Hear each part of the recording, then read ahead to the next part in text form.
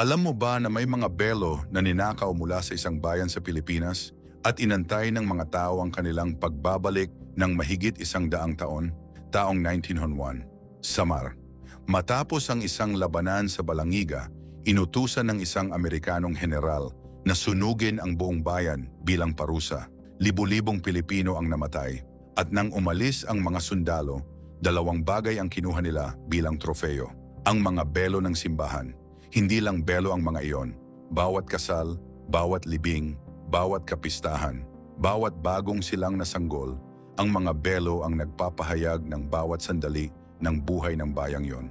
Nang mawala sila, nawala rin ang ritmo ng Balangiga. Sa loob ng mahigit 1 siglo, nagdiriwang ang mga taga-Balangiga ng seremonya para sa mga belong wala. Henerasyon pagkatapos ng henerasyon, naghihintay. Noong 2018 sa wakas, nagbalik ang mga belo. Pero ang tanong na talagang mahalaga ay ito.